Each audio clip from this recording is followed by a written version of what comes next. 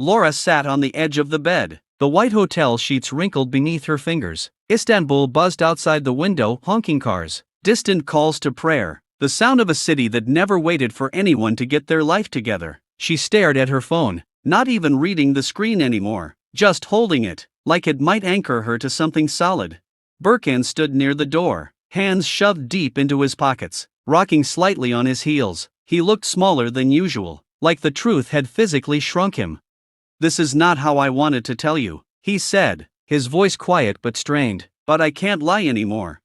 Laura let out a sharp laugh, the kind that escaped when crying felt too dangerous. "You've already been lying, Birkan." That ship sailed. The cameras were rolling. Of course they were. Somewhere, a producer held their breath. Birkan swallowed. "I have a gambling problem." The words landed heavy, like a dropped plate shattering across tile. Laura blinked once, twice, waiting for the punchline that never came. What?" she asked slowly. "I gamble," he said, rushing now, panic edging his accent. "Online sports betting, casinos. It started small, just for fun, but then I lost money, and I tried to win it back, and then," he stopped, his jaw tightening, "then it got bad." Laura stood up so fast the chair scraped loudly against the floor. "How bad?" Birkan didn't answer right away. That silence told her everything. "You told me you were saving for our apartment," she said, her voice rising. "You told me the reason you couldn't help with the visa fees was because things were tight at work." "I was ashamed," he said. "I didn't want you to think I was weak." "Weak?" Laura snapped. "This isn't about weakness. This is about trust. This is about you building our future on lies." She paced the room, hands flying, emotions spilling out faster than she could contain them. "Do you know how many times people warned me? My friends, my family." "Laura, be careful. He's younger, he's charming, you don't really know him, and I defended you, every single time." Birkan's eyes glistened. "I love you."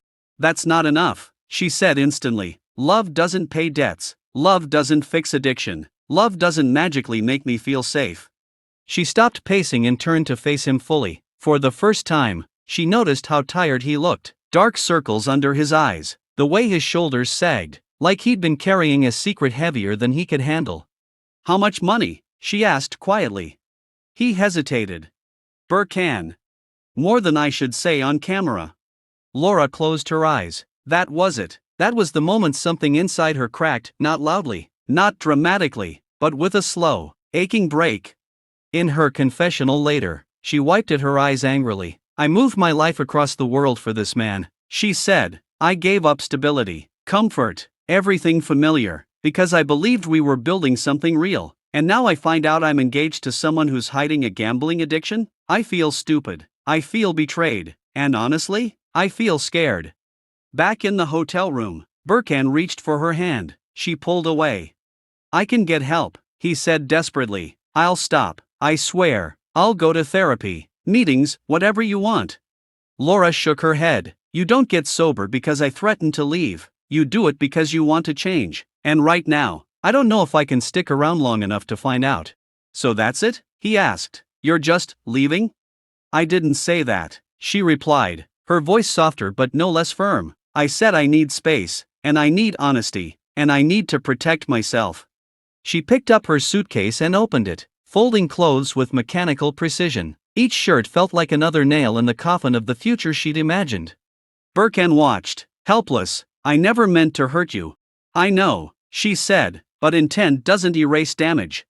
When she finally zipped the suitcase closed, the sound echoed in the room like a final decision. "I'm not breaking up with you because you have a problem," Laura said, meeting his eyes. "I'm breaking up with you because you hid it, because you took away my choice." Silence filled the room, heavy, unforgiving. "I love you," Birkan whispered. Laura nodded, tears finally slipping free. "I love you too, and that's why this hurts so damn much." She walked out without looking back. In the hallway, she leaned against the wall, sliding down until she was sitting on the floor, sobbing quietly while a producer hovered just out of frame. "This was supposed to be my happily ever after," she said through tears. "Instead, it feels like another lesson I didn't ask for."